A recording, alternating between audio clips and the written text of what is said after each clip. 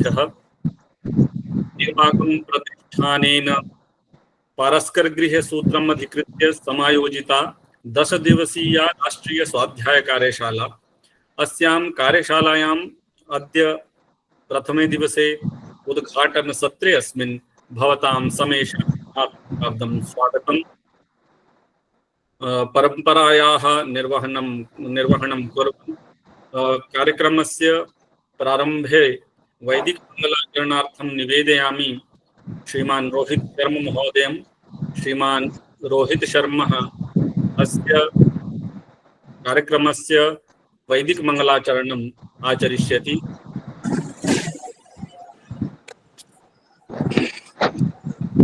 हरिः ॐ जज्जाग्रतो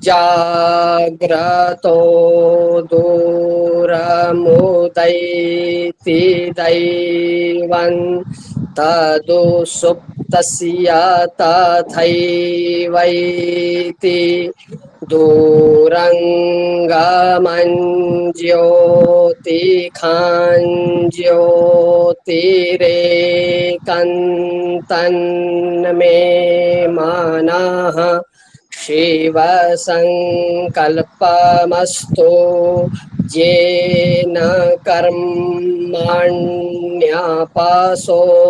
मानिखिणो यज्ञे कृण्वन्ति वेदथे क्षुधीराः जदपूर्वं जक्षमन्ताः प्रजानां तन्मे मनः शिव संकल्पमस्तु। हरिः ॐ नमो नमः। राष्ट्रीय स्वाध्याय कार्यशालायाम् अस्यां भारतवर्षस्य विविधेभ्य राज्येभ्य प्रतिभागिनः पञ्जीकृताः पुनः युक्ताः अपि सन्ति। यथा हिमाचलप्रदेशस्य सर्वेभ्य जनपदेभ्य प्रतिभागिनः पञ्जीकृताः युक्ताश्च सन्ति। पंजाब प्रान्तस्य लुधियाना, होशियारपुर, चंडीगढ़ इत्यादि नगरेभ्यः देहली प्रान्ततः आचार्याः शोधार्थिनश्च युक्ताः सन्ति। एवमेव उत्तराखण्डस्य हरिद्वारनगरात्, पुनश्च उत्तरप्रदेशस्य प्रयागराज, वाराणसी, मेरठादि नगरेभ्यः, अपि च गांधीनगर गुजरात प्रान्ततः, एवमेव तिरुपतितः आन्ध्रप्रदेशात् एवं अन्येभ्य अपि राज्येभ्य अस्यां कार्यशालायां प्रतिभागिनः पञ्जीकृताः सन्ति। श्रद्धया पारस्करगृहे सूत्रस्य अध्ययनार्थम् अत्र प्रतिभागिनः युक्ताः सन्ति। एतत् अस्माकं मुख्यवक्तृमहोदयानामेव प्रभावः, यशः वर्तते।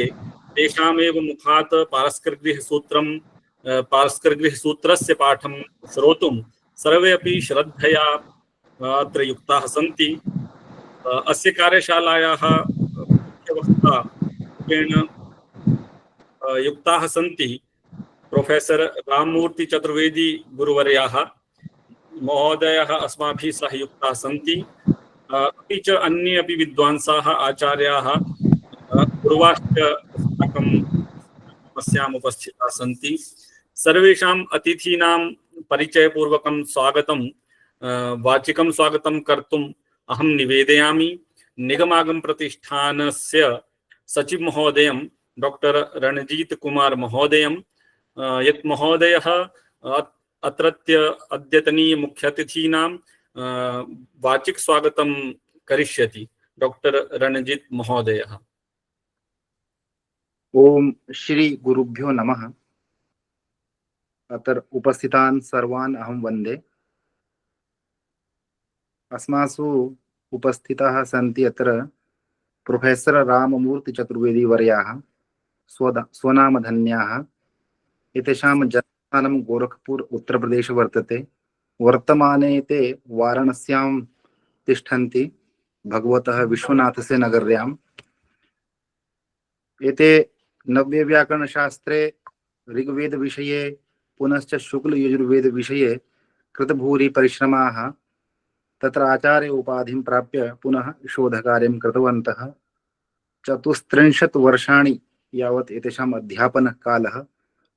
तत्तु सर्वकारीयगणना, परञ्च निरन्तरम् एते अध्यापयन्तः सन्ति। अत्रापि एतेषाम् एव मुखारविन्दात् वयं गृह्यसूत्रस्य अध्ययनं करिष्यामः, पारायणं शृणुमः, तस्य व्याख्यानं च शृणुमः। एतैः तत्र सम्पूर्णानन्द संस्कृत विश्वविद्यालये वेदविभागे अध्यापितं। पुनश्च वैदिक विश्वविद्यालय जबलपुर मध्यप्रदेशे, तदनन्तरं महात्मा गांधी काशी विद्यापीठ वाराणस्याम् अध्यापितम्। एतेषां 5 ग्रन्थाः प्रकाशिताः सन्ति, अनेके शोधलेखाः सन्ति। एते वेद पंडित पुरस्कारेण सम्मानिताः, वेद तत्त्वज्ञ सम्मानेन एते पुरस्कृताः। पुनश्च अनेके अन्येपि पुरस्काराः एतैः अधिगताः स्वपरिश्रमेण, स्ववैदुष्येण। वयं धन्याः, स्वात्मानं धन्याः मन्यामहे। न्यासः यत् भवद्भिः समयः प्रदत्तः अत्र अस्मान् अत्र अध्यापयितुं, तदर्थं न्यासपक्षतः अत्र उपस्थितानां श्रोतॄणां पक्षतश्च अहं भवतां हार्दं स्वागतं करोमि, नमामि। पुनः अन्येपि बहवः विद्वांसः अत्र उपस्थिताः सन्ति। तेषु अन्यतमाः प्रोफेसर रामानुज उपाध्यायवर्याः। एते श्री लाल बहादुर शास्त्री राष्ट्रीय संस्कृत विश्वविद्यालय देहल्यां वेद विभागे आचार्याः सन्ति। अस्माकं न्यासस्य यदा प्रथमः कार्यक्रमः अर्क्याम् आसीत्, दर्शपौर्णमासेष्टि कार्यशाला, ततः तत्र एतेषामेव अस्माभिः आशीर्वादः प्राप्तः। तदनन्तरं सर्वेषु कार्यक्रमेषु एते प्रत्यक्षाप्रत्यक्षरूपेण अस्माभिः सह भवन्ति। एतेषां वेदभाष्यम् अधिकृत्य कार्यम् अधुना जायमानम् अस्ति। कानिचन पुस्तकानि प्रकाशितानि, समग्र वेदस्य भाष्यम् एते कुर्वाणः सन्ति। वयं मध्ये मध्ये एतेषां मार्गदर्शनं कार्यशालायां प्राप्स्यामः। अहं न्यासपक्षतः एतेषां हार्दं स्वागतं व्यहरामि। एतादृशानां पुण्यश्रीकाणां मार्गदर्शनेन वयं स्वात्मानं धन्य मन्यामहे। एवम् अस्माकं न्याससदस्यरूपेण अपि, पुनश्च वेदविषये अस्माकं सर्वत्र मार्गदर्शकरूपेण अत्र विराजन्ते डॉक्टर ओमकार यशवंत सैलुकर वर्याः। एतेपि श्री लाल बहादुर शास्त्री राष्ट्रीय संस्कृत विश्वविद्यालय देहल्यां वेद विभागे आचार्याः सन्ति, तत्र सहायकाचार्याः सन्ति। इतः पूर्वं तिरुपति वैदिक विश्वविद्यालये एते अध्यापितवन्तः। एते आहिताग्नयः सन्ति। अस्माकं सर्वेषु कार्यक्रमेषु एते पूर्णतया उपस्थिताः भवन्ति, अस्माकं मार्गदर्शनं कुर्वन्ति, सर्वदा प्रोत्साहनं च कुर्वन्तः भवन्ति। वयं न्यासपक्षतः एतेषां हार्दं स्वागतं कुर्मः। अत्र अन्येपि महान्तः विद्वांसः सन्ति। मध्ये मध्ये यथा कालं तेषां सर्वेषां परिचयः आगमिष्यति। न्यासस्य केषाञ्चित् परिचयम् अहं कारयामि। तेषु श्रीमन्तः डॉक्टर ओमदत्त सरोज वर्याः। एते हिमाचल प्रदेशस्य हमीरपुर जनपदात् सन्ति। एतस्य न्यासस्य, अस्माकं न्यासस्य एते अध्यक्षवर्याः भवन्ति। एतेपि वेदशास्त्रे कृतभूरि परिश्रमाः। अनेकेषु सामाजिक संगठनेषु एतेषां योगदानं वर्तते। पुनश्च एतस्य न्यासस्य संस्थापकः श्रीमन्तः प्रतापवर्यः। एते मूलतः कुल्लुतः सन्ति, संघप्रचारकः सन्ति, वर्तमाने जम्मू निवसन्ति, सर्वदा अध्ययनशीलाः भवन्ति। अस्माकं सर्वेषां कृते एते तु मार्गदर्शकाः एव सन्ति, आदर्शभूताः सन्ति। अहं प्रणम्य एतान् सर्वान् प्रणमामि। अत्र अस्माकं न्यासस्य उपाध्यक्षरूपेण डॉक्टर सोमदत्त वर्याः वैयाकरणाः सन्ति। राजकीय संस्कृत महाविद्यालय नाहने अध्यापयन्तः सन्ति। डॉक्टर सन्नी कुमार महोदयः, यः एतस्य कार्यक्रमस्य संयोजकः अपि अस्ति, एतस्य न्यासस्य सहसचिवः वर्तते। श्रीमन्तः ललितवर्यः महोदय एतस्य कार्यक्रमस्य सहसचिवः वर्तते, संस्कृत अध्यापकः अस्ति, संस्कृत भारती इति संघटनस्य सह प्रान्तमन्त्री रूपेण अपि कार्यं कुर्वन् अस्ति। डॉक्टर ज्ञानेश्वर शर्मा वर्यः महोदय ज्योतिषाचार्यः वर्तते, न्यासस्य सदस्योऽपि वर्तते, पुनश्च कोषाध्यक्षः अपि वर्तते। तो कोशमूलं सर्वः प्रजाः, तो सर्वम् एतस्य सञ्चालनं महोदयेन क्रियते, ज्ञानेश्वर महोदयः। डॉक्टर अनुराधा महोदय न्यास सदस्यरूपेण अस्ति, उपाधि महाविद्यालये संस्कृत सहायक आचार्य रूपेण कार्यं कुर्वती अस्ति।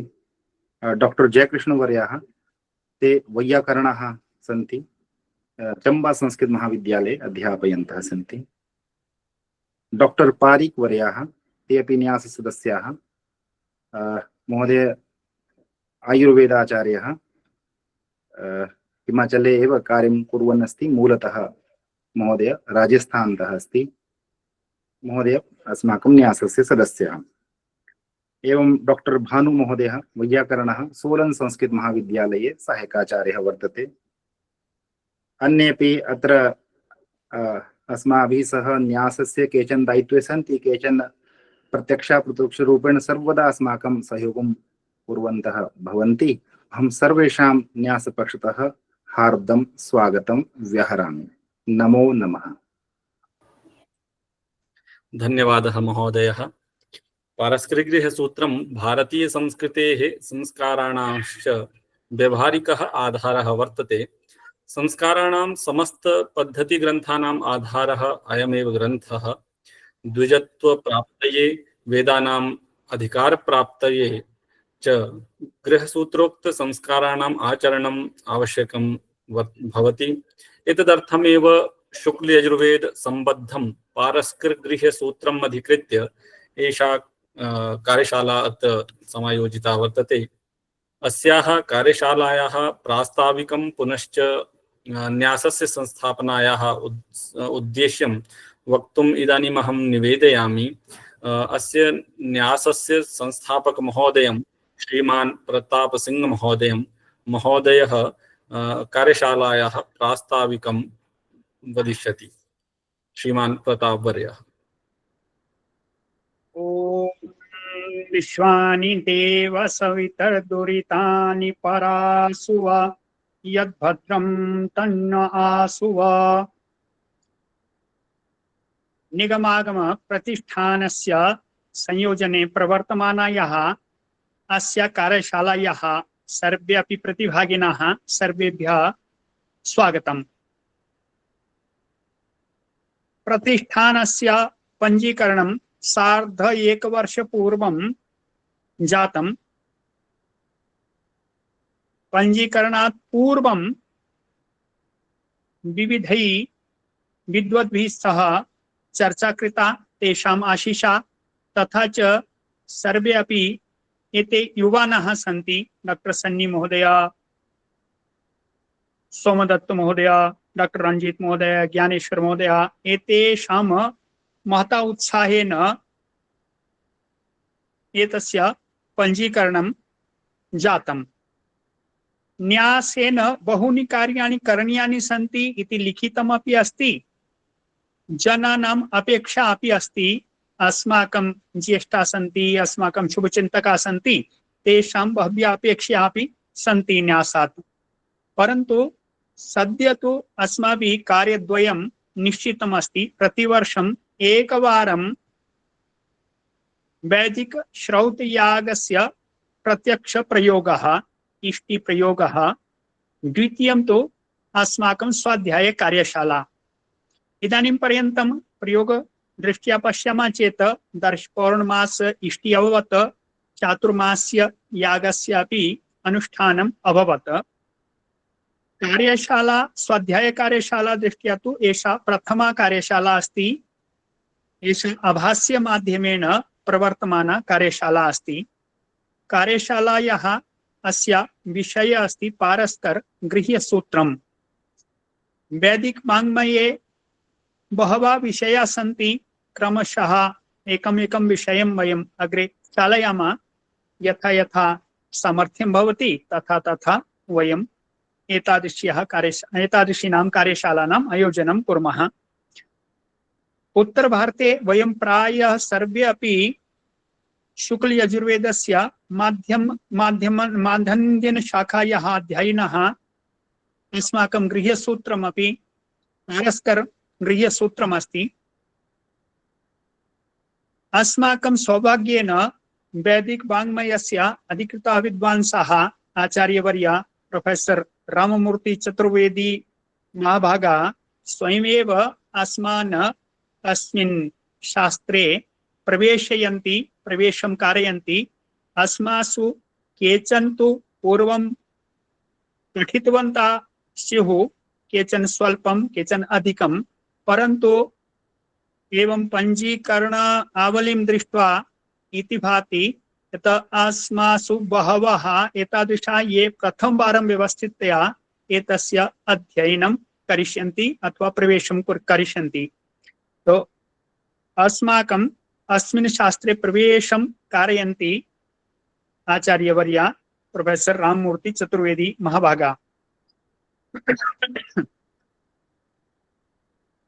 माध्यम भाषा मुख्यतया हिंदी भविष्यति, संस्कृत निष्ठा हिंदी भविष्यति, संस्कृत बहुला हिंदी भविष्यति। अस्मासु केचन सन्ति ते संस्कृतम् अवगच्छन्ति, अवगन्तुं समर्थाः सन्ति, केचन अवगन्तुं स्वल्प प्रमाणेन समर्थाः सन्ति। तस्मात् यथा सर्वेषां अवगमने सौकर्यं स्यात् तथा हिंदी संस्कृतं मिश्रितम् एतत् सर्वं भाषा भविष्यति। तो 10 दिनानि यावत् वयं पूर्णेन मनसा अत्र युक्ता भूत्वा कार्यशालायाः पूर्णं लाभं स्वीकुर्मः। यथा आचार्यवर्य अस्मान् अग्रे नयति तथा वयम् अग्रे भागं स्वीकुर्मः, तथा एव अग्रे वयं चलामः, पठामः इति उक्त्वा अहं विरमामि। सर्वेभ्यः पुनः स्वागतं वदामि। धन्यवादः महोदयः। 10 दिवसीयायाः कार्यशालायाः अद्य प्रथमे दिवसे उद्घाटनसत्रे अस्मिन् न्यासस्य अध्यक्ष महोदयानां श्रीमान् ओमदत्त सरोज महोदयानामपि आशीर्वचनांसि आदौ प्राप्नुमः। इदानीं निवेदयामि न्यासाध्यक्षं श्रीमान् ओमदत्त सरोज महोदयं यत् महोदयः स्वकीय आशीर्वचोभिः अस्माकं मार्गदर्शनं करिष्यति। डॉक्टर ओमदत्त सरोज महोदयः। हरिः ओम्। भद्रं कर्णेभिः शृणुयाम देवा, भद्रं पश्येमक्षेभिर्यजत्राः, स्थिरैरङ्गैस्तुष्टुवपुंसस्तनूभिर्व्यसेमहि देवीतं जरायुः। हरिः ओम्। सर्वेभ्यो नमो नमः। मान्याः वेद विद्याधुरीणः आचार्य राममूर्ति चतुर्वेदी महाभागाः, निगम आगम प्रतिष्ठानस्य मार्गदर्शकः प्रतापवर्यः, डॉक्टर ओंकार सेलुकर महाभागाः, प्रोफेसर रामानुज महोदयाः, कार्यशाला संयोजकौ तथा च कार्यशालायां युक्ताः वेद विद्यामृत पिपासवाः विद्वांसाः, भवतां सर्वेषाम् अस्यां कार्यशालायां हार्दिकम् अभिनन्दनम्। वेदः ज्ञानस्य मूलस्रोतं, वेदज्ञानस्य विस्तारः संहिता ब्राह्मण अरण्यक वेदांग उपनिषदादि रूपेण अभवत्। कदाचित् आभारते वेदस्य वैदिक शास्त्राणां च प्रचारः प्रसारः अध्ययन अध्यापन परंपरा चासीत्। काल प्रवाहेण एतत् सर्वं लुप्तप्रायं दृश्यते। भारतीय ज्ञान धर्म दर्शन संस्कृतेर मूलाधारस्य वेदस्य प्रचारः प्रसारः पुनः विश्वे भवेत्। शास्त्राध्ययन परंपरा, श्रौत याग आदि परंपरा च पुनः पल्विता पुष्पिता विकसिता च भवेत्। एतदर्थं निगमागम प्रतिष्ठान न्यासस्य गठनं प्रायशः वर्षद्वयपूर्वम् अभवत्। निगमागम प्रतिष्ठान न्यासा गठन उद्देश्य अनुसारं शास्त्र परंपराया उज्जीवनाय कार्यं कुर्वन् अस्ति। अस्मिन्नेव संदर्भे गतवर्षे अर्की सोलन जनपदे दर्शेष्टि प्रयोगः कृतः।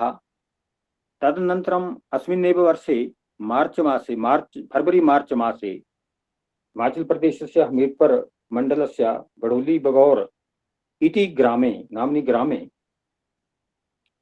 चतुर्मास्येष्टि आयोजनं श्रौत परंपरानुरूपम् अभवत्। यथा पूर्वं प्रतापवर्यैः उक्तमस्ति यत् सामान्यतः सम्प्रति न्यासेन कार्यद्वयस्य आयोजनं स्वीकृतमस्ति। तत्र साक्षात् यागादीनां प्रयोगः, द्वितीयं शास्त्रशिक्षणम्। शास्त्रशिक्षण दृष्ट्या एषः न्यासद्वारा आयोजिता प्रथमा कार्यशाला अस्ति। शास्त्र अत्र पारस्कर्गीय सूत्रम् अधिकृत्य एषा 10 दिवसीया स्वाध्याय कार्यशाला योज्यमाना अस्ति। यतः भारतीय संस्कृतौ भारतीय जीवन पद्धतौ च संस्काराणां विशेष महत्त्वम् अस्ति। संस्काराणां सम्यक् शास्त्रीय ज्ञानाय गृह्यसूत्राणि आधारभूताः ग्रन्थाः। तत्रापि पारस्कर्गीयसूत्रं विशेषः अस्ति। अतएव एषः ग्रन्थो अस्यां कार्यशालायाम् अध्ययन ग्रन्थरूपेण अंगीकृतो अस्ति। विश्वासो अस्ति एवं विध लघु प्रयासैः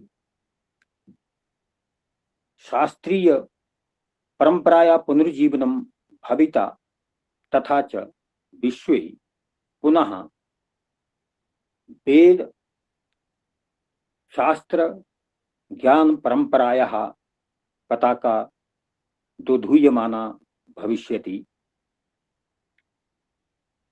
हर्षस्य विषयो अस्ति यत् कार्यशालायां मुख्य वक्तारूपेण पारस्कर्गीय सूत्रस्य शिक्षक रूपेण, व्याख्याकार रूपेण, भाष्यकार रूपेण मान्यः सामान्ययोग्याः चतुर्वेदी महाभागाः संयुक्ताः सन्ति। एवं विधानां वेद विद्या विशारदानां मार्गदर्शनं साक्षात् अस्यां कार्यशालायां विदिष्यति। इति कृते वयं सौभाग्यशालिनः सर्वे, एवमेव अन्येपि ये विद्वांसः प्रोफेसर रामानुजं सदृशाः, डॉक्टर ओंकार सेलुकर सदृशाः तथा च अन्ये ये अत्र संयुक्ताः सन्ति विद्वांसः। तो एषः प्रयासः अहं मन्ये सफलो भविष्यति। तथा च अस्माकं शास्त्रीय परंपरा संरक्षणे अवश्यमेव एषः प्रयासः सफलीभूत्वा वेद विद्यायाः प्रचार प्रसारे सहयोगं करिष्यति। अन्ते पुनः एकवारम् अहं भवतां समेषाम् अत्र कार्यशालायाम् उपस्थितानां हार्दिकम् अभिनन्दनं व्यहरामि। विशेषतः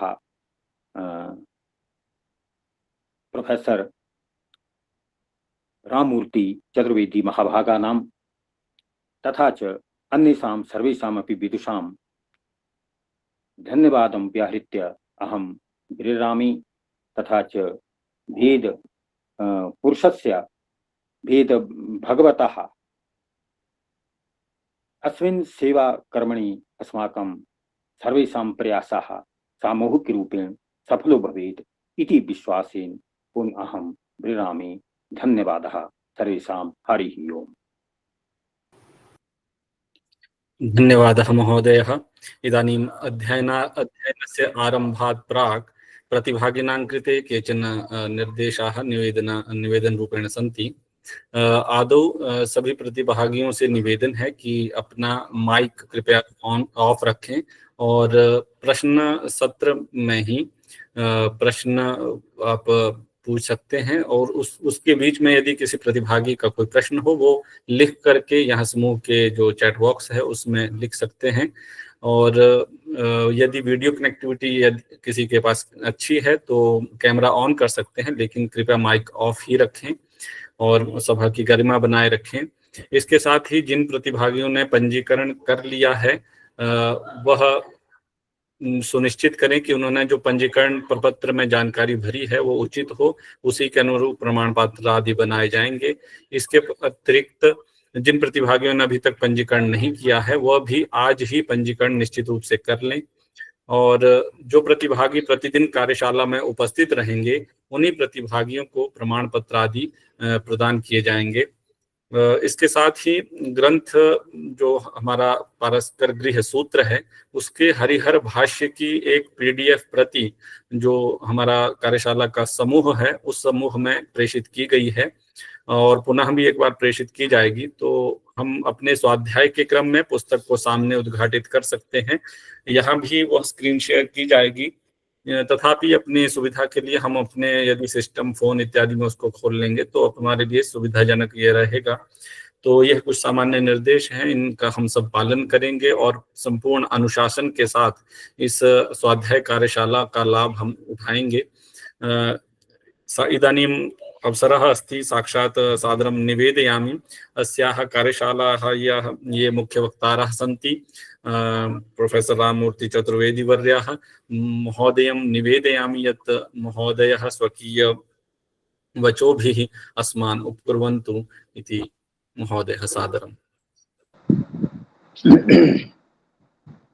यत्कृपालेशमासाद्य मूको वाचस्पतीयति विद्या गुरुर्विश्वनाथः समे लक्ष्यं प्रपूरयेत्।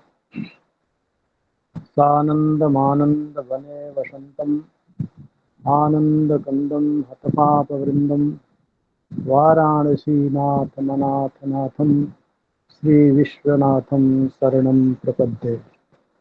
मन्दारमालाकुलितालकायै कपालमालाङ्कितशेखराय दिव्याम्बरायै च दिगम्बराय नमः शिवायै च नमः शिवाय।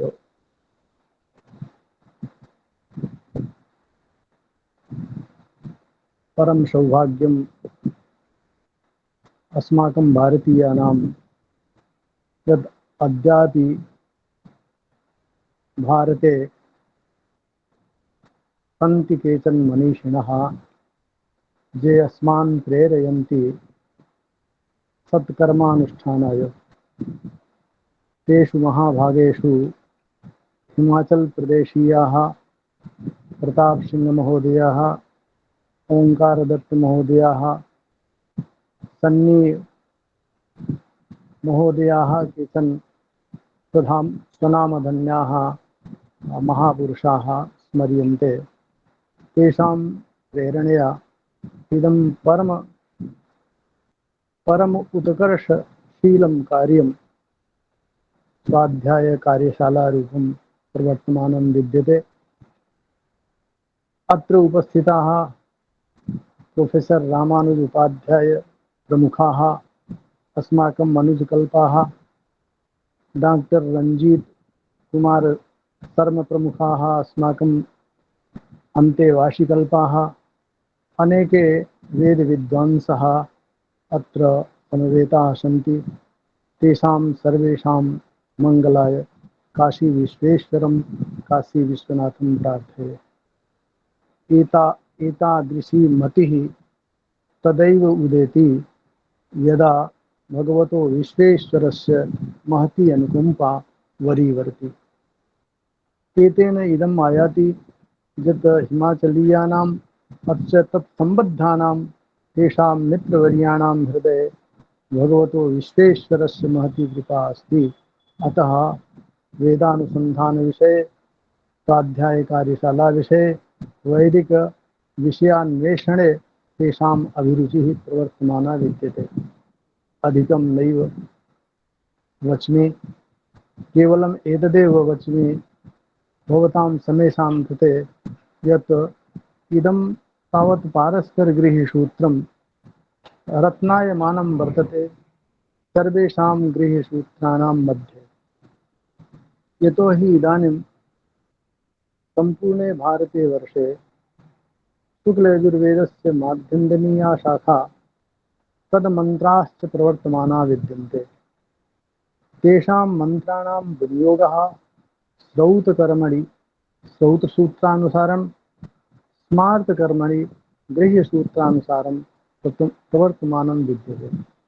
तेषु गृह्यसूत्रेषु पारस्परगृह्यसूत्रं साक्षात् कात्यायनप्रणीतमिति मन्वानाः केचन विद्वांसः सगर्वं प्रतिपादयन्ति यत् कात्यायनः एव पारस्करः, नैव कश्चित् अन्यः आचार्यः। यतो हि यादृशी उपज्ञा, यादृशी मनीषा, यादृशी धिषणा कात्यायनस्य अस्ति, तादृशी एव धिषणा आचार्यस्य पारस्परस्य अस्ति। अतः कात्यायनस्यैव अपरपर्यायः पारस्करः इति केचित् विद्वांसः विधां कुर्वन्ति। तदेव अस्मभ्यमपि अभिरोचते। अतः पारस्परिकगृह्यसूत्रं वस्तुतः गृह्यसूत्ररत्नम् इति वक्तुं शक्यते। तदर्थम् अयं कार्यशाला अतीव तावत् मङ्गलशीला अस्ति, सौभाग्यशीला अस्ति, रुचिरप्रवणा अस्ति इति अहं मन्ये। पारस्परिकसूत्रम् अधिकृत्य इदानीं यावत् पञ्चभाष्याणि विलोक्यन्ते। तत्र सर्वतः प्रथमं कर्कोपाध्यायेन भाष्यं कृतं। श्रौतसूत्राणां प्रथमः भाष्यकारः कर्काचार्यः। अस्य पारस्परिकगृह्यसूत्रस्य प्रथमः भाष्यकारः कर्काचार्यः। सत्त्वेपि कर्काचार्ये भाष्ये किमर्थं जयरामेण तावत् भाष्य कर्तुं प्रवृत्तः, भाष्यं जयरामेण कृतम् इति जिज्ञासा उदेति। पुनः कर्काचार्यस्य भाष्यं जयरामस्य भाष्यं भाष्यद्वये सत्त्वेपि तृतीयस्य आचार्यस्य हरिहराचार्यस्य भाष्यम् उदेति किमर्थमिति पुनः जिज्ञास्यते। अत्र उपस्थिताः सर्वे तावत् सन्ति विद्वांसः, ते सर्वे संस्कृतं जानन्ति। अस्माकम् एषा समीहा अस्ति यत् अत्र केचन छात्रापि उपस्थिता भवेयुः, ते तावत् वाञ्छन्ति यत् तेषां कृते अतीव सौकर्यं भवेत् यदि हिन्दीभाषायाम् आचार्यशरणानां वक्तव्यं भवेत्।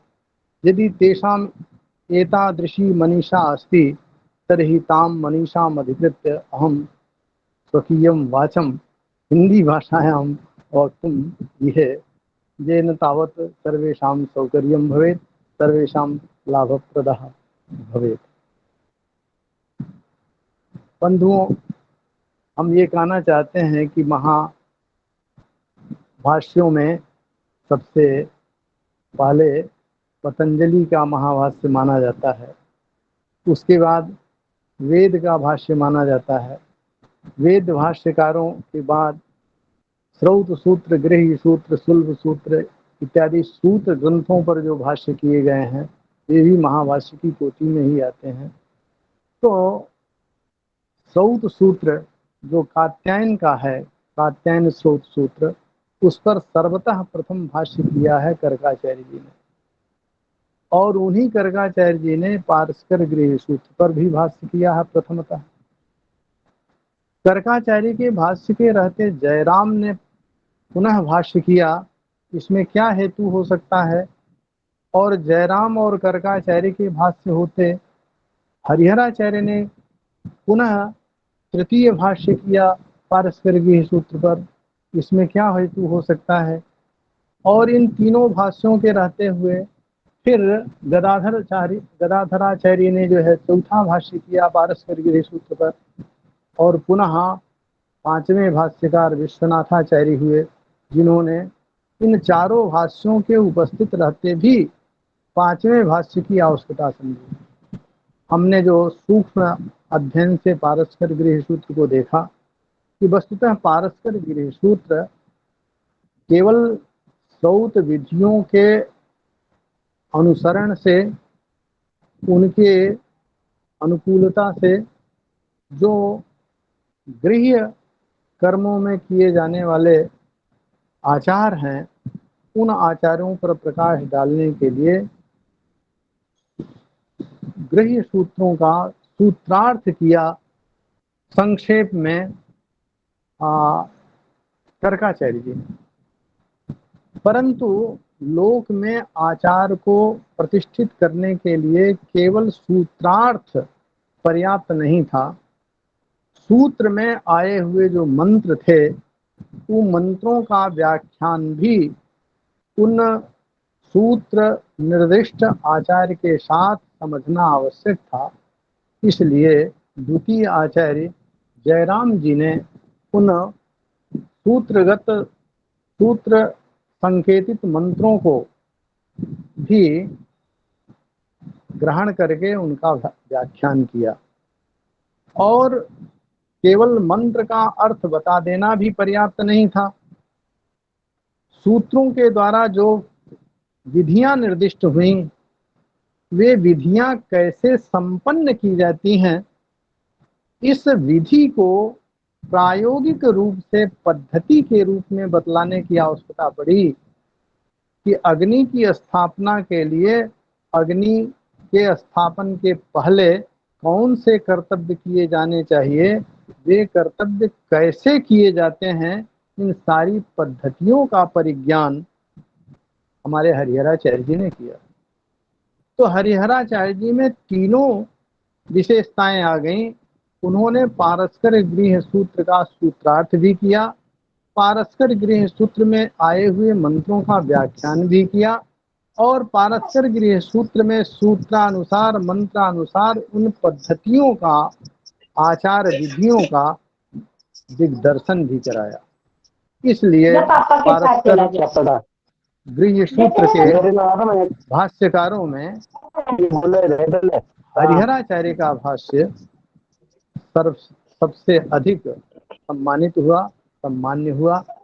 उसके बाद आचार्य गदाधर जी, जो ज्योतिष के बहुत बड़े विद्वान थे, उन्होंने यह बतलाया कि ज्योतिष का ज्ञान कर लेने के बाद, चूंकि वेदोक्त सारी विधियां या गृह्य सूत्रोक्त सारी विधियां किसी काल विशेष में की जाती हैं, यदि काल का परिज्ञान नहीं होगा तो काल के अभाव में या काल के परिज्ञान के अभाव में की जाने वाली विधियां निरर्थक हो जाएंगी।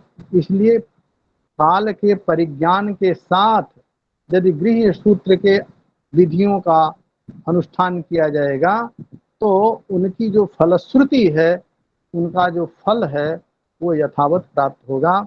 इसलिए काल विधान शास्त्र के साथ जयराम जी ने पारस्पर गृह सूत्र का विधान किया। उनका कहना है कि जो ज्योतिषम वेद सवेद वेदम, जिसने ज्योतिष वेद लिया, जान लिया, वही वेद के रहस्य को, वेद के वास्तविक स्वरूप को जान लिया। तो ज्योतिष के अंगों को साथ में जोड़ करके चतुर्थ भाष्यकार जयराम ने अपनी प्रवृत्ति की। पांचवें भाष्यकार हुए विश्वनाथाचार्य। विश्वनाथाचार्य वस्तुतः नैयायिक थे। वे बिना प्रमाण के किसी प्रमेय की सिद्धि मानते ही नहीं थे। इसलिए उन्होंने अपने नैयायिक कोटियों से नैयायिक संदर्भों से, नैयायिक शब्दावलियों से पारस्कर गृह सूत्र की व्याख्या की। उनके अनुसार प्रत्येक शब्द का कोई निहितार्थ होता है और वह निहितार्थ बिना प्रमाण के सिद्ध नहीं होता है। तो पांचवें भाष्यकार विश्वनाथ जी ने अपने नैयायिक संदर्भों के साथ नैयायिक शब्दावली में पारस्कर गृह सूत्र का व्याख्यान किया। बंधुओं, इन पांचों भाष्यकारों में जब हम देखते हैं कि कौन से भाष्यकार सर्वतोभावेन परिग्राह्य हैं, तो हमारे जैसे अल्पमति रखने वाले वेद विद्यार्थियों के लिए पारस्कर गृह सूत्र के भाष्यकार हरिहराचार्य सबसे अधिक वंदनीय लगते हैं, क्योंकि उन्होंने सूत्रों का व्याख्यान किया, सूत्रगत मंत्रों का व्याख्यान किया और सूत्रानुसार पद्धतियों का निर्देश दिया। आज इस कार्यशाला में हम लोग हरिहराचार्य के भाष्य के अनुसार सूत्र का अध्ययन करेंगे, सूत्र का पाठ करेंगे, सूत्र के रहस्य को जानेंगे और उसमें यदि कोई जिज्ञासा होती है तो अंत के 10 मिनट में हम उन जिज्ञासाओं का समाधान करने की कोशिश भी करेंगे। यथामति, यथा अध्ययन, यथा संप्रदाय उनका समाधान करने की कोशिश करेंगे। आइए हम लोग जो है अब पारस्कर गृह सूत्र को प्रारंभ करते हैं। जैसा कि हम जानते हैं कि पारस्पर गृह सूत्र में 3 कांड हैं और प्रथम कांड में 19 कंडिका है। प्रथम कांड की कंडिकाओं की संख्या 19 है। द्वितीय कांड में 2 कंडिकाएं कम हैं, यानी 17 कंडिका है और तृतीय कांड में 2 कंडिका कम है, माने 15 कंडिकाएं हैं। प्रथम में 19 कंडिका, द्वितीय में 17 कंडिका, तृतीय में 15 कंडिका। इस प्रकार उत्तरोत्तर 2-2 कंडिकाएं कम होती गई हैं और प्रथम कांड की 19 कंडिकाओं में प्रत्येक कंडिकाओं में सूत्र उपगुंफित हैं, सूत्र हैं। तो आज हम लोग प्रथम कांड की प्रथम कंडिका का वाचन करेंगे और उसके अनुसार हरिहराचार्य की भाष्य को आधार बना करके उसका व्याख्यान सुनेंगे।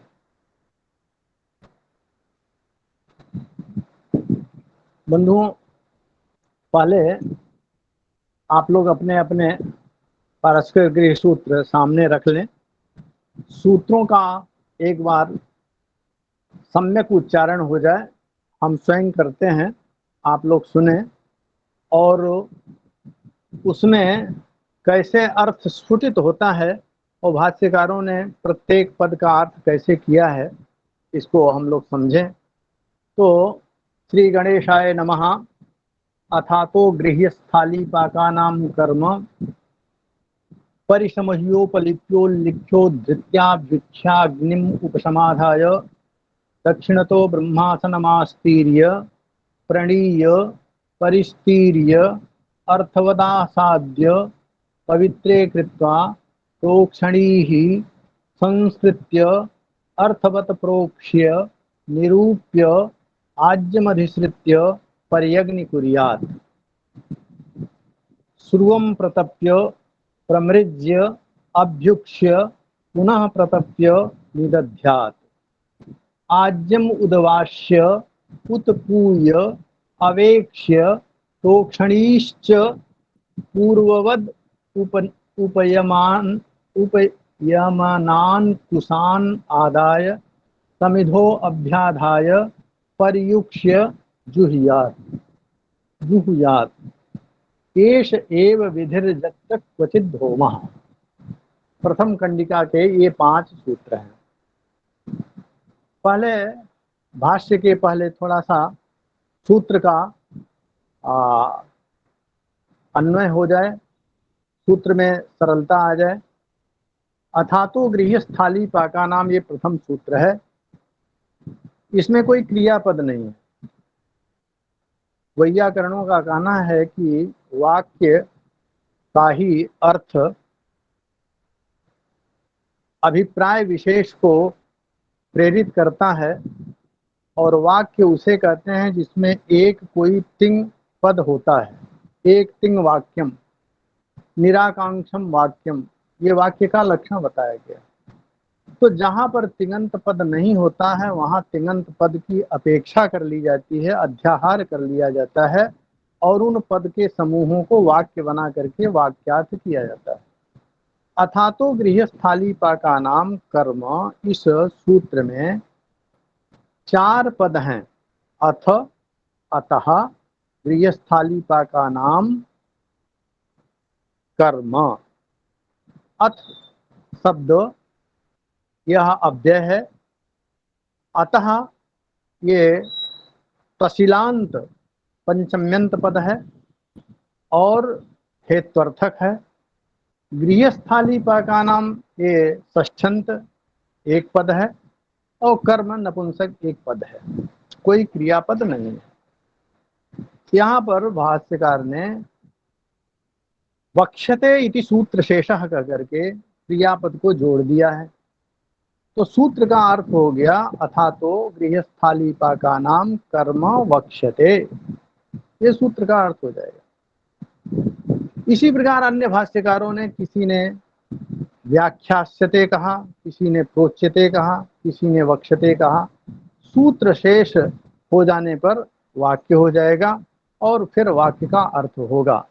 वाक्यार्थ के ज्ञान में पदार्थक ज्ञान कारण होता है और पदार्थक ज्ञान में पदक ज्ञान कारण होता है, इसलिए पद को समझ लेना बहुत आवश्यक होता है।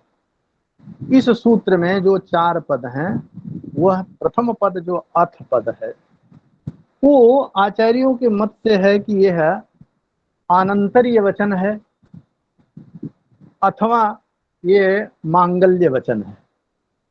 अथ शब्द और ओं शब्द ये दोनों मांगलिक हैं। ओंकाराथकारश्च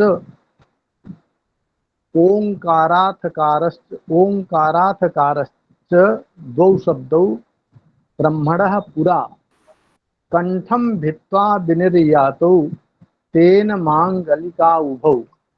भाष्यकारों ने इस पंक्ति का उद्धरण किया है कि अथकार और ओंकार, ओंकार वेद के मंत्रों के प्रारंभ में प्रयुक्त होता है और अथकार भाष्यकार के प्रारंभ के वाक्यों में अथवा किसी विषय की अनंतरता दिखलाने के लिए अथ शब्द का प्रयोग होता है।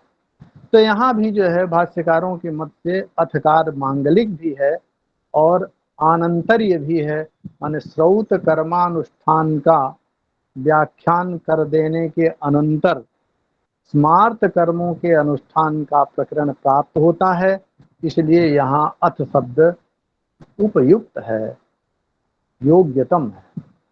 अथवा भाष्यकार का यह भी कथन है कि पारस्कर गृह सूत्र का प्रारंभ ही इस सूत्र से हो रहा है, तो सूत्र के आदि में मंगलाचरण करने के लिए अथ शब्द चूंकि ब्रह्मा के कंठ का भेदन करके निर्गत हुआ है, इसलिए अथ शब्द जो है मांगलिक है। मांगलिक अर्थ में अथ शब्द का उपयोग किया गया है। अतः शब्द जो है हेत्वर्थक है, अत में पंचम्यंत है, तो इसको पंचम्यंत ही समझना चाहिए। इस हेतु से चूंकि श्रुति के बाद ही स्मृति आती है। श्रुति माने वेद, वेद का स्मरण करने के कारण ही उत्तरवर्ती आर्ष ग्रंथों को स्मृति ग्रंथ कहा जाता है।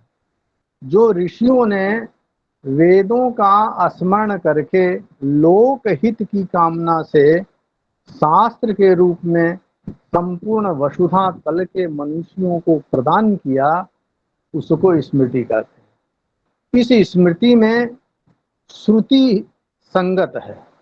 यदि कोई स्मृति श्रुति विरुद्ध होती है तो उस स्मृति का प्रामाण्य नहीं होता है। इसलिए श्रुति में जो कहा गया है वही बात आचार्यों के द्वारा अथवा ऋषियों के द्वारा आर्ष ग्रंथों में, स्मृति ग्रंथों में कहा गया है। इसलिए श्रुति और स्मृति दोनों परमात्मा के आदेश वाक्य हैं, परमात्मा के आज्ञा है। स्मृतिकारों ने कहा कि भगवान का एक कथन है कि श्रुति स्मृति ममई वाग्ये, आज्ञा का द्विवचन आज्ञे, श्रुति स्मृति द्विवचनांत है और आज्ञे द्विवचनांत है। तो श्रुति स्मृति ममई वाग्ये यस्ते उल्लंघ्य वर्तते, यस्ते उल्लंघ्य वर्तते, ते भी द्विवचनांत है, स्त्रीलिंग है। द्विवचनांत स्त्रीलिंग होने के नाते यहाँ संधि नहीं है, इसलिए ते उल्लंघ्य वर्तते ये साधु प्रयोग है। भगवान का कहना है कि श्रुतियों में जो बतलाया गया है और स्मृतियों में जो बतलाया गया है वो मेरी आज्ञा है। इन दोनों शास्त्रों में बतलाए गए मेरी आज्ञा का जो उल्लंघन करता है वह आज्ञाच्छेदी मम द्रोही मद भक्तोपि न वैष्णवः। इस दोनों श्रुति और स्मृति के आज्ञा का उल्लंघन करने वाला यदि कोई मेरा भक्त अपने को वैष्णव कहता है तो वह मेरा भक्त नहीं हो सकता, क्योंकि मेरी आज्ञा का उल्लंघन करने वाला मेरा द्रोही होता है, मेरा आज्ञाच्छेदी होता है।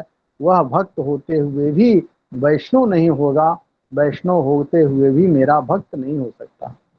मद भक्तोपि न वैष्णव।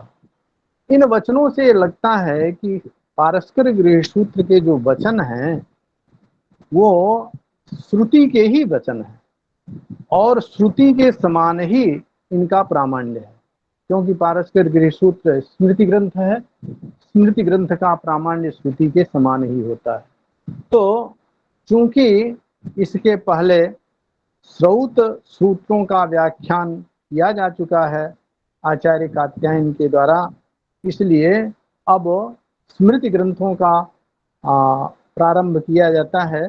इसलिए अतः शब्द हेतुवाचक है, चूंकि श्रौत का व्याख्यान हो चुका है अतः स्मार्त का व्याख्यान करना चाहिए। इस हेतु को बताने के लिए यहाँ अत शब्द का प्रयोग है। अब गृहस्थाली पाका नाम कर्म, यद्यपि गृहस्थाली पाका नाम में 3 पद हैं और तीनों पदों का संयुक्त एक षष्ठ्यंत बहुवचनांत पद है, तो यहाँ गृह्य शब्द जो है गृहे भवः गृह्यः, घर में होने वाला या घर से जो संबंधित अग्नि है उस अग्नि का नाम ही गृह्य है। उस गृह्य अग्नि में पाक किया जाने वाला कर्म, जिस स्थाली में, स्थाली कहते हैं पात्र को, बर्तन को, गृह्य अग्नि में पकाया जाने वाला जो कर्म है वही गृह्य स्थाली पाक का कर्म है। गृह्य स्थाली पाक हुआ जो है उन अग्नियों का नाम जिन अग्नियों से संबंधित, जिन अग्नियों में गृह से संबंधित कर्म किए जाते हैं, उन सारे गृह स्थाली पाकों का जो कर्म है, क्रिया है, अनुष्ठान है, वह यहाँ बतलाया जाएगा। यह सूत्रकार का आशय है। हम लोग जब हरिहराचार्य का भाष्य पढ़ेंगे तो भाष्यानुसार उसका और भी स्फुटन होगा। पहले हम थोड़ा सा सामान्य रूप से उसका व्याख्यान कर देते हैं। अब आगे का जो दूसरा सूत्र है, हमारे जो अभी विपक्षिषु या जिज्ञासु मेधावी छात्र हैं वो ये समझ लें कि इसमें लेबंत का प्रयोग बहुत किया गया है। लेप प्रत्यय, लेप जिसके अंत में होता है उस पद को लेबंत पद कहते हैं। लेप कहाँ होता है?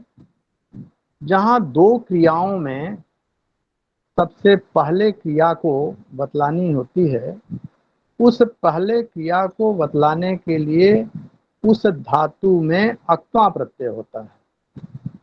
भुक्त्वा गच्छति, भोजन करके जाता है। भुक्त्वा विद्यालयम गच्छति, तो गम धातु गमन के अर्थ में है और भुज धातु भोजन के अर्थ में है। तो गमन के पहले जो क्रिया है वो भुज है, उसमें अक्ता प्रत्यय होगा। एक उदाहरण के लिए हाँ, भुक्त्वा विद्यालयम गच्छति, इसमें जो भुक्त्वा में अक्ता प्रत्यय है वो पूर्व काल का द्योतक है। पूर्व काल में जहाँ दो क्रियाओं की उपस्थिति हो वहाँ पूर्व काल की क्रिया में अक्ता प्रत्यय होता है, ये वैयाकरणों का सिद्धांत है। और जब वह पूर्व काल की क्रिया किसी उपसर्ग के साथ होती है तो अक्त्वा के स्थान पर लेप हो जाता है। प्रभुज्य गच्छत विद्यालयम गच्छति में प्र उपसर्ग लग गया, भुज धातु में अक्त्वा के स्थान पर लेप हो गया तो प्रभुज्य हो गया। इसी प्रकार जहां भी उपसर्ग का योग होगा वहां अक्त्वा के स्थान पर लेप हो जाएगा और वह लेबंत पद कहलाएगा। पारस्कर गिरि सूत्र में इस प्रथम कंडिका के इन पांचों सूत्रों में बहुलांशेन लेबंत का प्रयोग किया गया है। इसका अर्थ है कि ये पूर्व पूर्व की क्रियाएं बतलाने वाला पद है। इनमें सभी में उपसर्ग लगा हुआ है। एक बार हम लोग उस लेबंत पदों को स्पष्ट रूप से उच्चारण कर लें। परिसमूह्य, उपलिप्य, उल्लिख्य, उद्धृत्य, अभ्युक्ष्य, अग्निम उपसमाधाय, दक्षिणतो ब्रह्मासनम आस्तीर्य, प्रणीय, प्रस्तीर्य, अर्थवद आसाद्य, पवित्रे कृत्वा प्रोक्षणी संस्कृत्य, अर्थवद प्रोक्ष्य, निरूप्य, आज्यम अधिसृत्य पर्यग्नि कुर्यात्। श्रुवं प्रतप्य, समृज्य, अभ्युक्ष्य, पुनः प्रतप्य निदध्यात्। आज्यम उदवास्य, उत्पूय, अवेक्ष्य, प्रोक्षणीश्च पूर्वद उपयमनान् कुशान् आदाय, समिधो अभ्याधाय, पर्युक्ष्य जुहुयात्। एषेव विधुर्जप्त क्वचिद् होमः। तो इन सूत्रों में अधिकांश लेबंत प्रत्यय का प्रयोग हुआ है। तो सामान्य रूप से पहले आप समझ लें, उसके बाद भाष्य करते हैं। परिसमूह्य एक पद है, इसमें परि उपसर्ग है, सम उपसर्ग है, उह धातु है, धातु से जो है लेप हो गया है, माने परिसमूह्य। इसका शाब्दिक अर्थ जो भाष्यकारों ने बतलाया है कि बुहारन करके, बहार करके वेदी बनाई जाएगी। वेदी को पहले बहारा जाएगा, पहले उसको साफ किया जाएगा। ये पंचभू संस्कार अग्नि की स्थापना के लिए किया जाएगा। अग्नि की स्थापना से ही संपूर्ण कार्य प्रवृत्त होते हैं, क्योंकि यजन और हवन ये दोनों अलग अलग अनुष्ठान हैं। यजन और हवन दोनों में अग्नि की उपस्थिति आवश्यक होती है।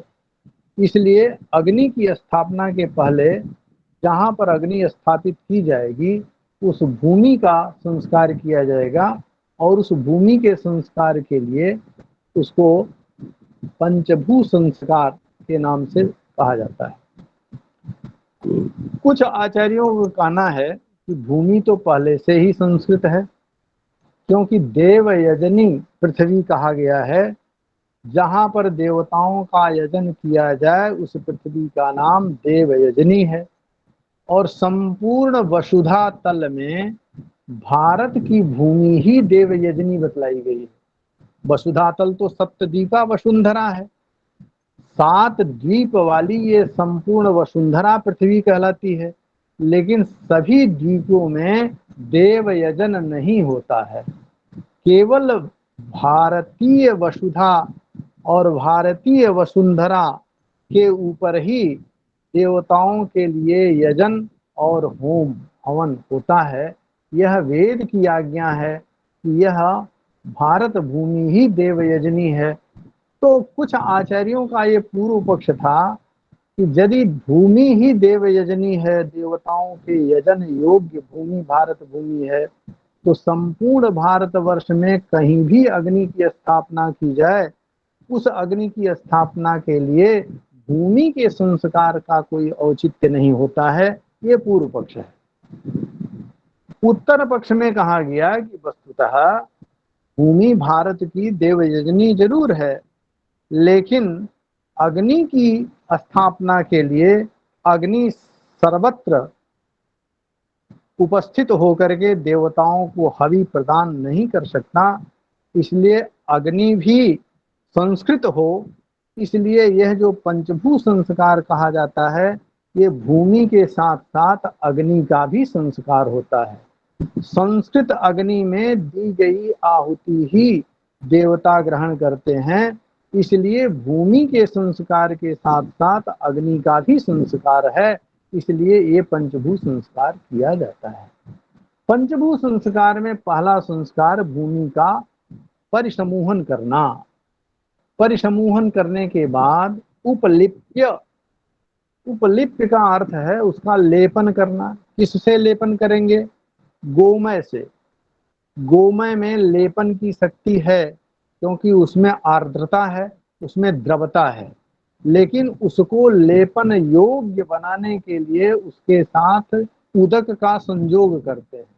मुख्य साधन है गोमय, उसमें उदक का संयोग करते हैं। तो पद्धतिकारों ने बतलाया कि गोमयोदकाभ्याम उपलिप्य, गोमय और उदक दोनों के सहयोग से उपलेपन का काम करेंगे। लेकिन आप पढ़ेंगे पारस्कराचार्य ने लिखा है तो गोमयोदकेन उपलिप्य गोमयोदकेन उपलिप्य में एक वचन तृतीयांत का प्रयोग किया है, गोमयोदकाभ्याम द्विवचन का प्रयोग नहीं किया है हरिहराचार्य ने। क्या रहस्य है? रहस्य यह है कि गोमय में जो उदक है, गोमय के उदक से उस भूमि का लेपन किया जाए, ये विधि है। गोमयोदकेन उपलिप्य आगे जो है आप पढ़ेंगे, आचार्य हरिहराचार्य बताएंगे, तो आगे उसका व्याख्यान किया जाएगा। उपलिप्य का मतलब हुआ गोमय उदक के साथ जो है लेपन करके। उद्धृत्य का, उल्लिख्य का मतलब हुआ परिसमूह्य, उपलिप्य, उल्लिख्य। उल्लिख्य का अर्थ हुआ कि उसमें 3 रेखा करेंगे, उस रेखा करने का नाम है लेखन। र और ल ये दोनों में अभेद माना गया है। र को ल और ल को र, ये संस्कृत शास्त्र में रिलयो सावरण्यम वाच्यम कहा गया है। रकार और लकार दोनों जो है एक व्यवहार होता है, एक माना जाता है। इसलिए उल्लिख्य को रेखा के साथ जोड़ते हैं, उसमें 3 प्रकार की 3 रेखा करेंगे। 3 रेखा करके उन रेखाओं से निकली हुई जो मिट्टी है, मिट्टिका है, उसको उद्धृत्य, उसको उठाएंगे। कहाँ उठाएंगे? जिस प्रकार की रेखा किए हैं उसी प्रकार से उसका उद्धरण भी करेंगे। उद्धृत्य रेखा कैसे किए हैं आगे पद्धतिकार बतलाएंगे कि वितस्ती के माप से दक्षिण से रेखा शुरू करेंगे। दक्षिण में एक रेखा जो पश्चिम से पूरब की तरफ जाएगी, पहली रेखा। दूसरी दक्षिण के उत्तर में पश्चिम से पूरब की तरफ जाएगी। तीसरी उसके दक्षिण में पश्चिम से लेकर के पूरब तक तीसरी रेखा होगी। जिस क्रम से रेखा करेंगे उसी क्रम से दाहिने हाथ के अंगुलियों से उन रेखाओं से उद्धृत मिट्टी को अपने बाएं हाथ में रखेंगे। पहली रेखा से प्रथम, द्वितीय रेखा से द्वितीय, तृतीय रेखा से तृतीय बार उद्धृत करके उन तीनों मिट्टी के पुंजों को पुनः एक बार दाहिने हाथ में रख देंगे और दाहिने हाथ से ही उसको ईशान दिशा में प्रक्षेप कर देंगे। ये वहां की विधि है। ये उल्लिख्य के बाद जो उद्धृत्य आया है, उस उद्धृत्य का अर्थ यही है कि उन रेखाओं से निकली हुई मिट्टी को निकाल करके उसको इस विधि से ईशान की दिशा में प्रक्षिप्त कर दिया जाए। उसके बाद अभ्युक्षण करना है जल से। बंधुओं, अभ्युक्षण, अवोक्षण और प्रोक्षण, इन सब में जो है उक्ष सिंचने धातु है। सिंचन, तीनों प्रकार का सिंचन होता है, लेकिन इन सिंचन में थोड़ा बहुत अंतर है। प्रोक्षण किसे कहते हैं, अवोक्षण किसे कहते हैं और अभ्युक्षण किसे कहते हैं, इन तीनों को समझना चाहिए।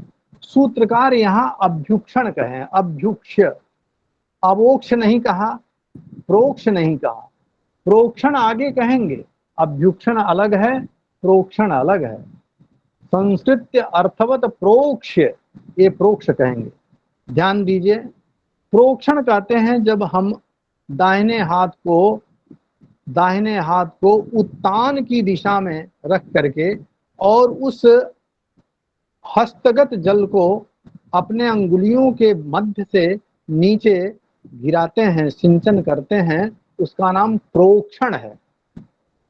उत्तान हस्त से किया गया सिंचन प्रोक्षण कहलाता है। और अर्वाचीन कहते हैं तिरछे हाथ से जब अंगुलियों के मध्य से सिंचन किया गया जो कार्य है उसको अवोक्षण कहते हैं। और अंजलि में जल रख करके और अंजलि को नीचे करके जो सिंचन किया जाता है उसका नाम है अभ्युक्षण। यहाँ पर अभ्युक्षण कहा गया है, ध्यान दीजिएगा।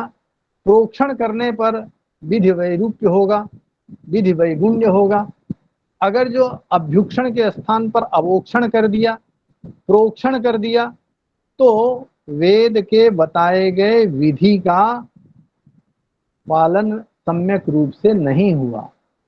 इसलिए विधि सम्मत जानने के लिए सूत्रकारों के आशय को अच्छी तरह समझना चाहिए।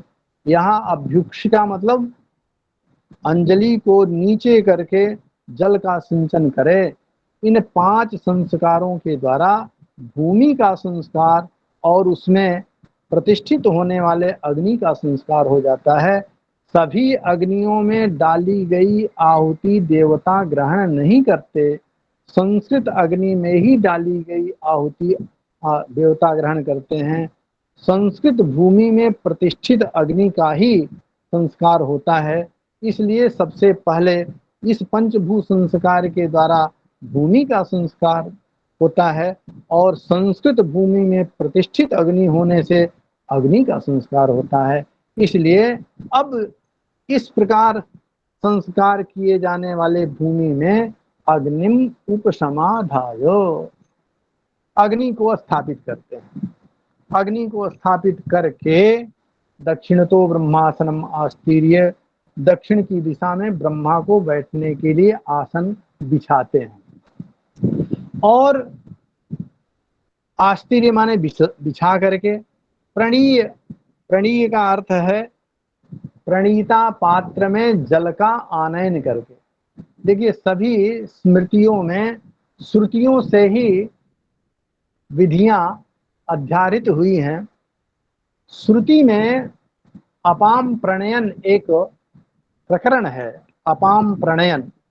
वहां पर अध्वर्यु नाम का जो ऋत्विक है वो ब्रह्मा से आज्ञा लेता है, ब्रह्मन अपः प्रणेष्यामि, हे ब्रह्मा जी मैं अप का प्रणयन करना चाहता हूँ, आप आज्ञा दीजिए। तो वो अप का प्रणयन करने के लिए आज्ञा देते हैं। आज्ञा मिलने पर वो अप का माने जल का आनयन करता है। जल का विधि पूर्वक आनयन करना ही अपाम प्रणयन है। ध्यान दीजिएगा, अपाम जो है ये आप शब्द के षष्ठी बहुवचन का रूप है अपाम। जलों का, जल शब्द जो है सदैव बहुवचनांत है। आपह शब्द, आपह शब्द जो है षष्ठी बहुवचन में अपाम हो जाएगा। यहाँ विभक्ति का लोप नहीं है। प्रणयन माने प्रकर्ष पूर्वक, विधि पूर्वक वेद में बतलाए गए निर्देश के अनुसार जल का नदी से, सरोवर से, समुद्र से, तीर्थ से लाने का नाम प्रणयन होता है।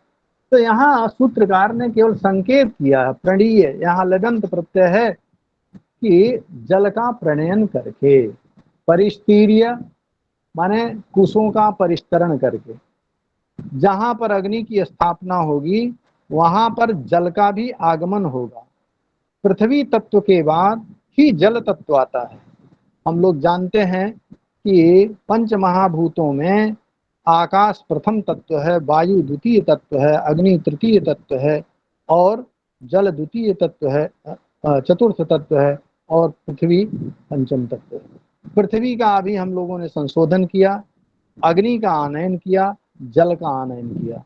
परिस्तरण ये वायु का संकेत है, परिस्तरण हो रहा है। ये परिस्तीर्य का मतलब होता है कुशाओं का अग्नि के चारों तरफ फैलाना, भाष्यकार बताएंगे। आगे जो है अर्थवद आसाध्य, ये आकाश का प्रतीक है। जितने प्रयोजन हैं इस अनुष्ठान के लिए, प्रयोजनमान द्रव्यों का, प्रयोजनमान पदार्थों का अग्नि के उत्तर की दिशा में अथवा अग्नि के पश्चिम की दिशा में यथावत उसका आसादन करना, इसी का नाम अर्थवद आसाध्य है। अर्थवद आसाध्य में भी 11th प्रत्यय है, माने अर्थवान पदार्थों का आसादन करके। पवित्रे कृत्वा, पवित्रे द्विवचनांत है, दो कुशपत्रों से पवित्री बना करके। प्रोक्षणी संस्कृत्य माने, अब ये प्रोक्षणी भी जो है ये द्वितीय बहुवचन का रूप है।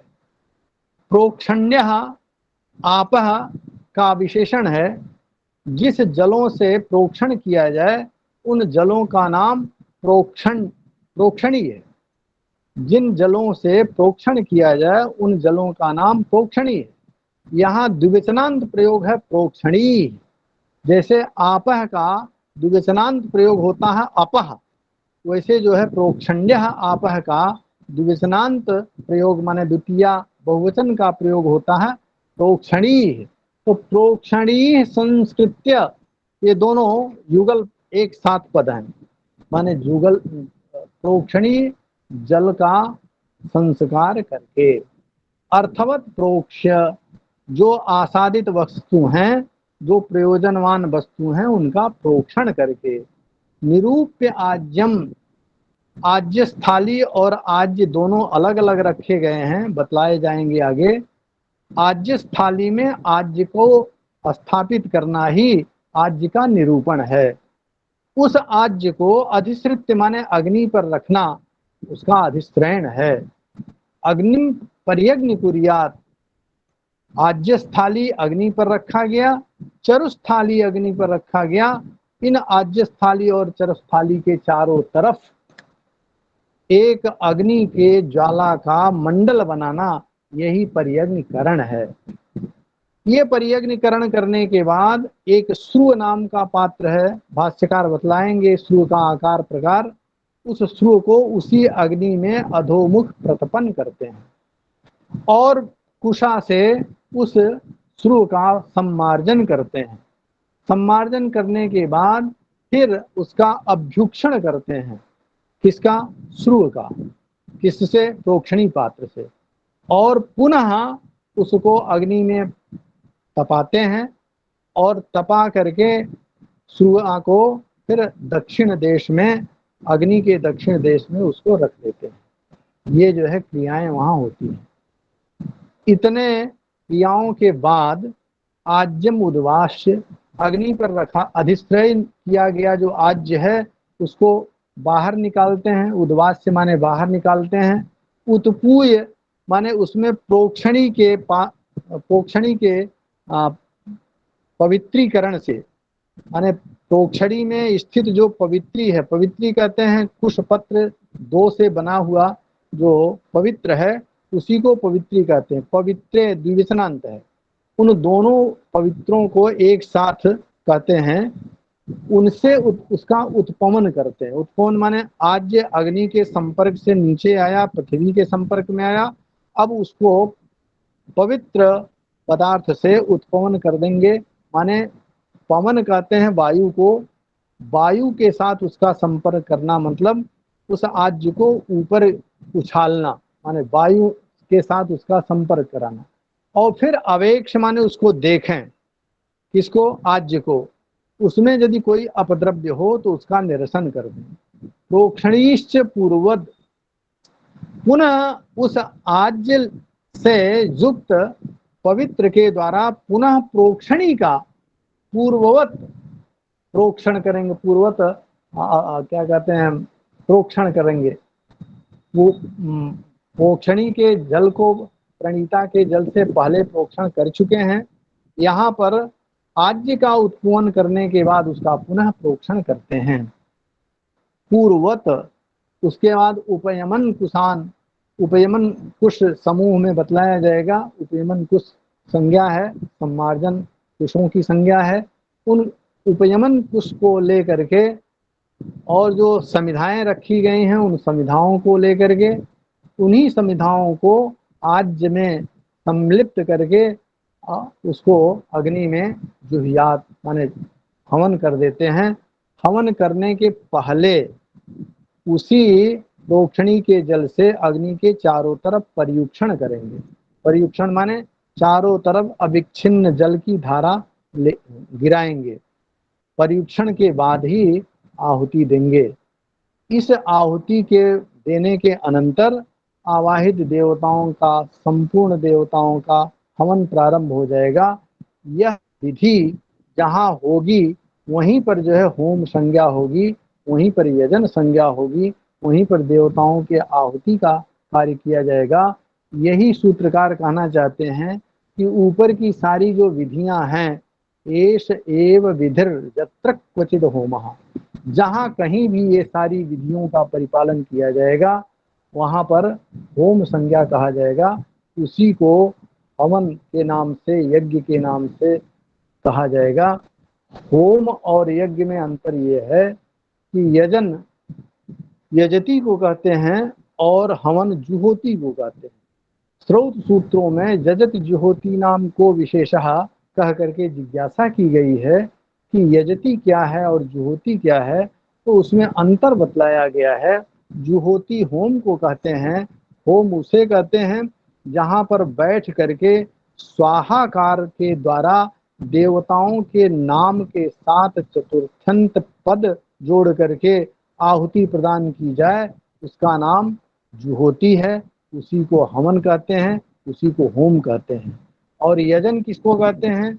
जहाँ पर उठ करके, खड़े होकर के और याज्ञा पुरोनुवाक्या, ये मंत्रों के पारिभाषिक शब्द हैं।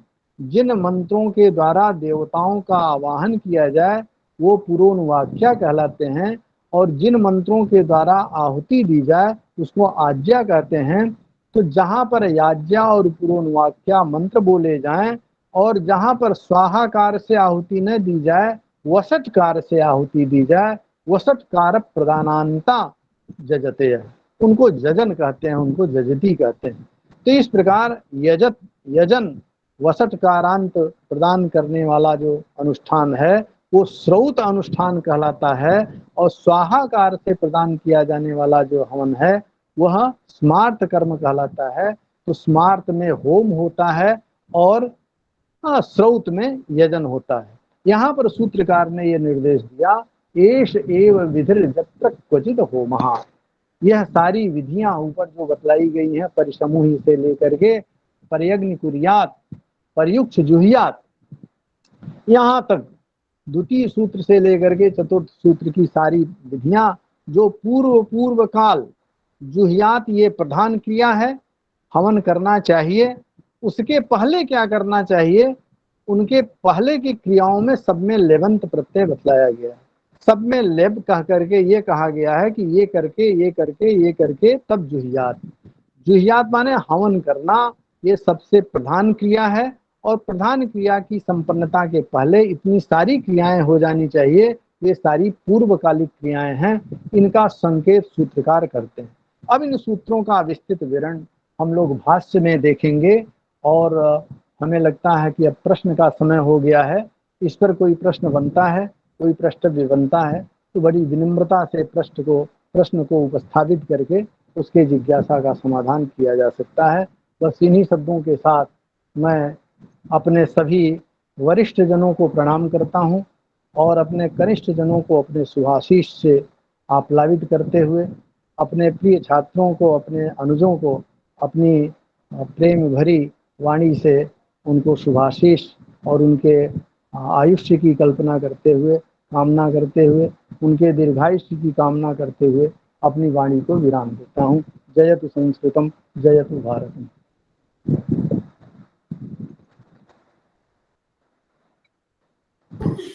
धन्यवादः आचार्यः।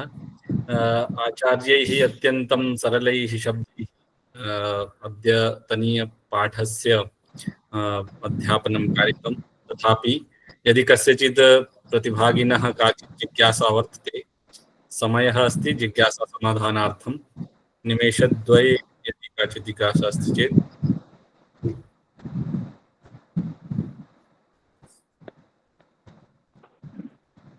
नमस्कार महोदय, मेरी ये जिज्ञासा है कि ये जो लिखा है इसमें आपने 3 रेखाओं का उल्लेखित, 3 रेखाएं उल्लेखित की जाए, ये 3 रेखाओं का क्या रहस्य है?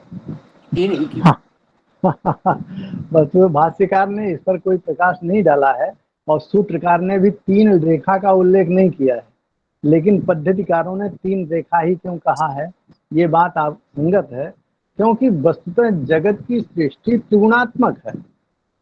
जब हम जो है जगत के साथ अपने को जोड़ते हैं तो त्रिगुण के साथ जोड़ते हैं और त्रिगुण से ही, त्रैगुण्य से ही मुक्त होने के लिए ये सारे दिशा निर्देश होते हैं श्रौत के और स्मार्त के।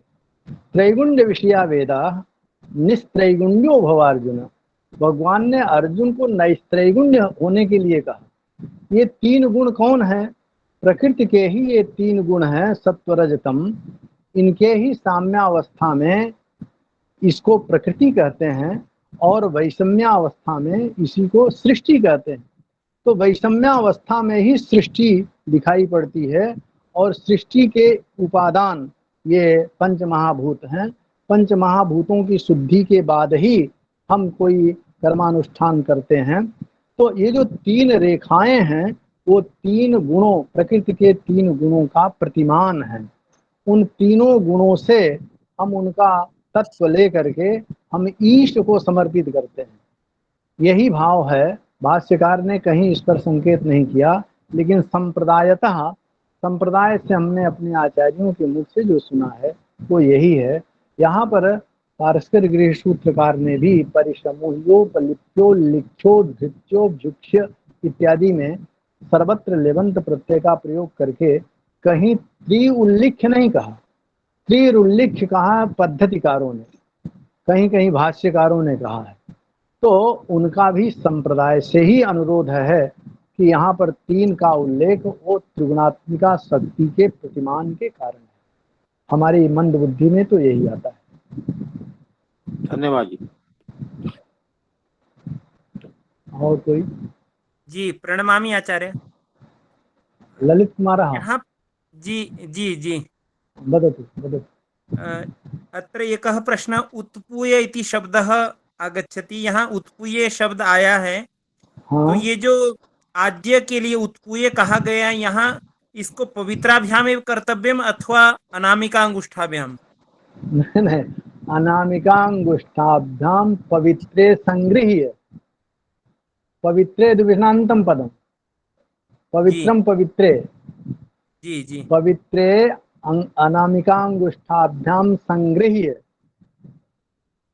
तेन तावत् पवित्र युग्मेन, तेन पवित्र युग्मेन उत्पमनं कर्तव्यम। कस्य उत्पमनम? आज्यस्य। उत्पमनम नाम उपरि, उपरि गमनम उत्पमनम। उत उपरि पूयते इति उत्पमनम। जल को ऊपर उछालना अथवा आज्य स्थाली के आज्य को ऊपर उछालना, यही उत्पमन है। ये उत्पमन हम अनामिका और अंगुष्ठ से उन दोनों पवित्रों को, जिन दोनों पवित्रों को प्रोक्षणी में रखे हैं, प्रोक्षणी में अभी आज्य का संस्पर्श नहीं हुआ है। आज्य का संस्पर्श तब होगा जब उन पवित्रों से हम आज्य का उत्पमन कर लेंगे।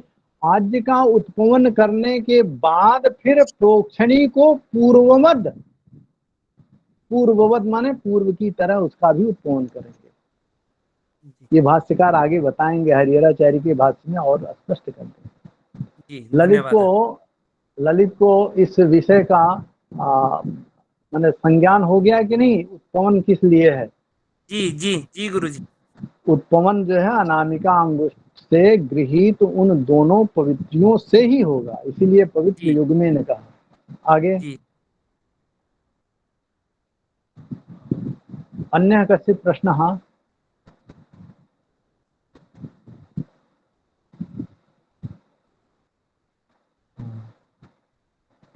अतीव शोभनम प्रचलति। गुरुजी प्रणाम। प्रणाम। गुरुजी, आपने कहा कि यह जो अग्नि स्थापना से पूर्व पृथ्वी का यज्ञ भूमि का हम संस्कार करेंगे। हाँ। और फिर ये संस्कार अग्नि के लिए भी होगा, ऐसा आपने कहा। हाँ। तो अभी अग्नि की स्थापना तो नहीं हुई है, पूर्व में ही अभी हम क्रिया कर रहे हैं। हाँ। तो इसको वहां उससे कैसे जोड़ेंगे कि अग्नि से भी उसका संबंध है पंचभूत संस्कार का? ऐसा है ना कि जो संस्कार पृथ्वी में हो रहा है, उसी संस्कृत पृथ्वी में ही अग्नि की स्थापना का निर्देश शास्त्रकार करते हैं। अग्नि की स्थापना किस भूमि में किया जाए? जिस भूमि में इन पांचों संस्कारों से संस्कार संपन्न किया गया है, उसी भूमि में किया जाए। तो पृथ्वीगत संस्कारों का प्रभाव पृथ्वी में स्थापित अग्नि में भी चला जाएगा, ऐसा जो है भाष्यकारों का कथन है। आप जो है पारस्कर गृह सूत्र के पांचों भाष्यकारों में इन सूत्र पर कभी ध्यान दीजिएगा तो किन्हीं आचार्यों ने पंचभूत संस्कारों को भूमि का संस्कार बतलाया है, और कोई भाष्यकार इन पांच संस्कारों को अग्नि का संस्कार बतलाया है, और किन्हीं भाष्यकार ने इस संस्कार को भूमि और अग्नि दोनों का संस्कार बतलाया है। तो हमको क्या अभिष्ट है? हमको अभिष्ट यही है कि भूमि तो देवयजनी है, भूमि तो सर्वत्र पवित्र है, क्योंकि भारत की भूमि है। भारत की भूमि ही एकमात्र ऐसी है जो कर्म भूमि है, और शेष भोग्य भूमि है। ये कौन कह रहा है? शास्त्र कह रहा है। तो शास्त्र के अनुसार यदि भारत की भूमि कर्म भूमि है, तो भारत की भूमि पर ही कर्म अनुष्ठान किया जा सकता है, तो उसके संस्कार का औचित्य नहीं है। तो फिर किसके संस्कार का औचित्य होगा? कि उस भूमि में जो स्थापित किया जा रहा अग्नि, वह यदि अग्नि कब्द की अग्नि हो, या दावाग्नि हो, या जठराग्नि हो, तो इन अग्नियों में तो जो है कर्म नहीं किया जा सकता। अग्नियों के तो ये कई प्रकार हैं। किस अग्नि में किया जाएगा?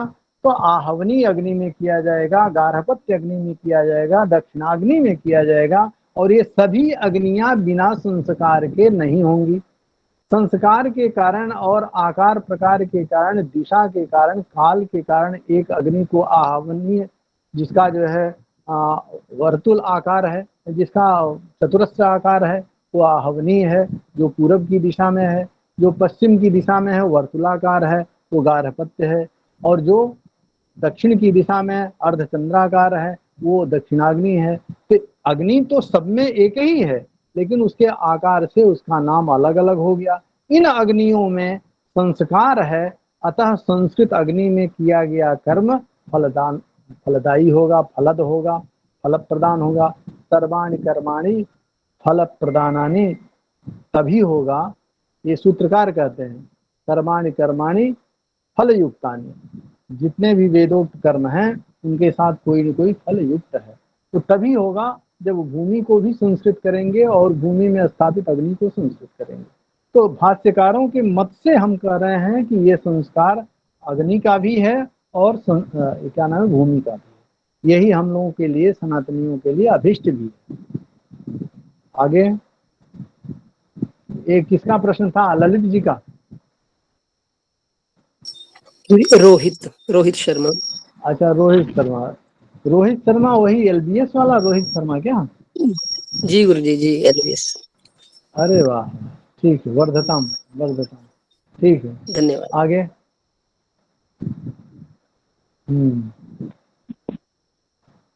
हाँ सन्नी जी बताइए, बाकी क्या क्या कार्यक्रम है? जी, अन्यश्चित् कस्यचित् जिज्ञासा अस्ति चेत् एकनिमेषेण वयं कुर्मः, नो चेत् समापयामः। हरि ओम। मैं कुलदीप कुमार हिमाचल प्रदेश से पूछना चाहता था, ये आचार्य ने जो बताया अभ्युक्षण, अवोक्षण और प्रोक्षण, इनमें भेद वो संभवतः रह गया। हाँ, इस पर प्रकाश डालें तो। अवोक्षण, प्रोक्षण और अभ्युक्षण वो बहुत स्पष्ट नहीं हुआ क्या? उत्तान हाथ से किया जाने वाला जो सिंचन है वो प्रोक्षण है, ठीक है। उत्तान हाथ माने अंगुलियों को ऊपर करके, अंजलि को ऊपर करके उसके बीच से यदि जलों का सिंचन करते हैं वो प्रोक्षण है। और अंगुलियों को, हाथ को तिरछा करके अगर जो करते हैं तो उसको अवोक्षण कहते हैं। और अंगुलियों को नीचे करके यदि करते हैं तो उसका नाम अभ्युक्षण है। ये शास्त्रकारों ने धर्म सूत्र में कहीं इसका आया है। कल इसकी भाष्यकार हरिहराचार्य ने कहीं उल्लेख किया होगा तो स्पष्ट हो जाएगा, नहीं तो कल हम इसको नोट करवा देंगे आपको, ठीक है जी, धन्यवादः आचार्यः। सम्प्रति क्रमः अस्ति औपचारिकधन्यवाद ज्ञापनार्थम्। एतदर्थं निवेदयामि कार्यशालायाः संयोजकं श्रीमान् ललित शर्मा महोदयं, यत् श्रीमान् ललित शर्मा महोदयः अस्याः कार्यशालायाः अद्यतनीय उद्घाटनसत्रस्य अस्य धन्यवाद ज्ञापनं व्याहरिष्यति। श्रीमान् ललित। सर्वेभ्यो नमः। वस्तुतः अयं कश्चन क्रमः धन्यवादस्य इदानीं वर्तते। धन्यवादः तु एवं प्रतीयते श्रुत्वा आवर्षं न करिष्यामः, आवर्षं श्रोतुमेव इदानीं जिज्ञासा इतोपि वर्धमाना वर्तते। तस्मात् तथापि संगठनस्य काचित् मर्यादा, तामेव मर्यादां परिपालयन् अहम् इदानीम् अत्र उपस्थितानां सर्वेषामपि श्रोतॄणाम्, अस्माकं मुख्यवक्तॄणां न्यासपक्षतः वचोभिः धन्यवादान् समर्पयामि आचार्येभ्यः। बहु अधिकः समयः जातः, तस्मात् बहु अधिकं वक्तुम् अत्र अवकाशः न वर्तते। श्वः समयेन सर्वे अपि वयं युक्ताः भवामः, अधिकाधिकम् अस्य कालस्य प्रयोगं कुर्मः। महता सौभाग्येन अस्माभिः एतादृशः कालः इदानीं लब्धः अस्ति। अस्माकं जिज्ञासाः अपि, जिज्ञासानां समाधानम् अपि, पुनः नूतनानां विषयाणाम् अवगमनम् अपि सरलतया सहजतया जायमानम् अस्ति। तदर्थम् आचार्येभ्यः धन्यवादान् निवेद्य अत्रैव विरमति अयं बालः। धन्यवादः सर्वेभ्यः। धन्यवादः ललित महोदय। इदानीं शान्तिमन्त्रेण समापयामः। ओम सर्वे भवन्तु सुखिनः, सर्वे सन्तु निरामयाः, सर्वे भद्राणि पश्यन्तु, मा कश्चित् दुःखभाग् भवेत्। ओम शान्तिः शान्तिः शान्तिः। सर्वेभ्यः प्रणामाः। सर्वेभ्यः प्रणामाः आचार्याः।